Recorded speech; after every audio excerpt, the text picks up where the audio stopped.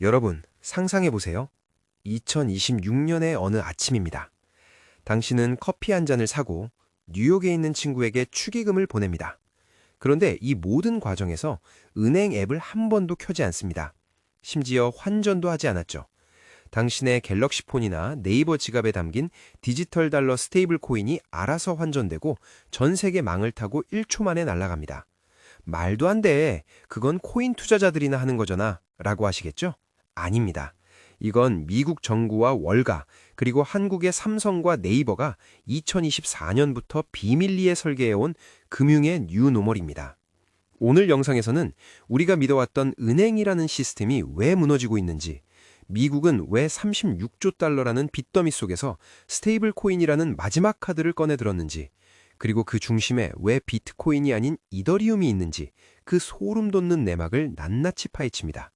영상이 끝난 뒤 여러분의 경제적 시야는 완전히 달라져 있을 겁니다. 지금 시작합니다. 먼저 숫자로 팩트체크부터 하죠. 미국 국가부채 36조 달러입니다. 1초에 약 200만 원씩 빚이 늘어납니다. 원래 이 빚은 다른 나라들이 미국 국채를 사주면서 버텼습니다. 일본, 중국, 한국이 주요 고객이었죠. 그런데 문제가 터졌습니다. 중국이 더 이상 미국 빚 안 사라며 국채를 팔아치우기 시작한 겁니다. 미국 입장에선 패닉이죠. 내 빚을 사줄 새로운 호구, 아니 새로운 고객이 필요해진 겁니다. 이때 미국이 발견한 게 바로 스테이블 코인 발행사들입니다. 테더, USDT, 서클, USC 같은 기업들 말이죠. 여러분 놀라지 마세요. 테더 한 회사가 보유한 미국채가 독일, 카이만 제도 같은 나라보다 많습니다. 전 세계 국가 중 미국채 보유량 20위권 안에 들 정도예요. 미국 정부는 깨달은 겁니다. 아, 개인들에게 직접 국채를 팔기는 어렵지만 개인들이 달러 코인을 쓰게 만들면 그 회사가 내 빚을 다 사주겠구나. 그래서 트럼프 정부와 미 의회가 갑자기 코인 친화적으로 변한 겁니다. 스테이블 코인 법안을 통과시켜서 이 시장을 10조 달러 규모로 키우겠다는 건 앉아서 10조 달러어치 국채를 팔겠다는 소리입니다. 이건 단순한 금융 혁신이 아니라 미국의 생존을 위한 강제적 국채 판매 전략입니다. 미국이 스테이블 코인을 미는 두 번째 이유는 더 무섭습니다. 바로 중국과의 화폐 전쟁입니다. 중국은 지금 디지털 위안화를 만들어 전 세계에 퍼뜨리려 합니다. 달러 패권에 도전하는 거죠. 그런데 미국은 정반대의 전략을 씁니다. 국가가 만든 코인이 아니라 민간이 만든 스테이블 코인을 중국 내부로 침투시킵니다. 중국 부자들, 정치적 불안 때문에 자기 돈을 달러로 바꾸고 싶어 미칩니다. 하지만 중국 정부가 꽉 막고 있죠. 이때 스테이블 코인이 트로이모마 가답니다.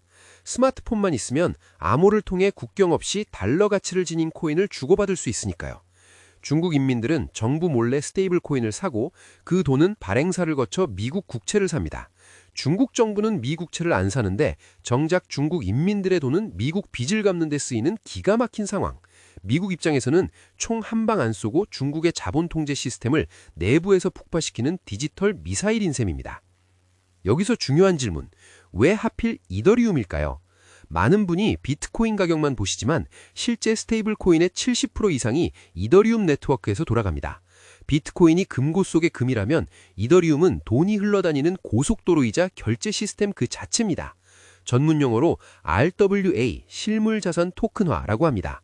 블랙록 같은 세계 최대 운용사들이 왜 이더리움 위에서 펀드를 만들까요? 부동산, 주식, 채권을 쪼개서 이더리움에 올리면 중개인 없이 24시간 전 세계 누구에게나 팔 수 있기 때문입니다. 이더리움은 이제 단순한 코인이 아닙니다. 전 세계 금융이 돌아가는 운영체제가 되고 있습니다. 여러분이 미래의 디지털 달러를 쓴다는 건 결국 이더리움이라는 시스템의 이용료를 내며 살게 된다는 뜻입니다. 미국이 이더리움을 전략적 인프라로 보호하기 시작한 이유가 바로 여기에 있습니다. 자, 그럼 우리나라는 어떨까요? 삼성전자와 네이버가 왜 그렇게 블록체인의 진심인지 아십니까? 네이버와 두나무가 손을 잡는다면 어떤 일이 벌어질까요? 이건 단순한 기업 간의 만남이 아니라 대한민국 5천만 명의 일상을 장악한 트래픽 네이버와 국내 최대의 가상자산 유동성 더나무가 결합하는 사건입니다. 지금 네이버페이로 결제하시죠? 포인트 쌓으시죠? 그런데 2026년의 네이버는 다릅니다. 네이버 지갑 안에 업비트의 가상자산 계좌가 완전히 통합됩니다. 굳이 은행 계좌를 거칠 필요가 없습니다. 내가 가진 이더리움이나 달러 스테이블 코인 USC로 네이버 쇼핑에서 물건을 사고 남은 잔돈은 자동으로 업비트의 스테이블 코인 국채 펀드에 예치되어 연 5%의 이자를 받습니다. 기존 은행들은 패닉입니다. 예금 이자 2% 줄 때 플랫폼은 미국채 수익률을 그대로 고객에게 돌려줍니다. 네이버는 이제 포털이 아니라 전국에 지점 하나 없는 가장 강력한 디지털 중앙은행이 되는 겁니다. 두나무는 그 은행의 거대한 금고와 교환소 역할을 수행하며 한국판 알리페이, 아니 그 이상의 크립토 생태계를 완성하게 됩니다. 여기서 더 무서운 플레이어는 삼성전자입니다. 삼성전자는 지금 우리는 더 이상 폰만 파는 회사가 아니다 라고 온몸으로 외치고 있습니다. 삼성의 필살기는 바로 삼성 녹스라는 보안 칩셋입니다. 여러분의 폰 안에 누구도 해킹할 수 없는 물리적 금고를 이미 심어둔 거죠. 2026년형 갤럭시는 폰 자체가 하드웨어 월렛, 콜드 월렛이 되는 시대입니다. 은행 서버에 내 돈을 맡기는 게 아니라 내 폰 안에 내 돈, 즉 스테이블 코인을 보관하는 시대입니다. 삼성은 이제 코인베이스 같은 글로벌 거래소와 협력해 전 세계 갤럭시 유저끼리 폰-투-폰으로 직접 송금하는 시스템을 구축합니다. 한국과 미국 간 이체는 은행 수수료 5만 원 내고 3일 기다리는 게 아니라 삼성 월렛에서 상대방 삼성 월렛으로 디지털 달러를 쏘면 1초 만에 수수료 거의 없이 도착합니다. 삼성이 노리는 건 명확합니다. 전 세계 스마트폰 점유율 1위를 바탕으로 전 인류의 주머니 속에 삼성표 은행 지점을 하나씩 입점시키는 겁니다.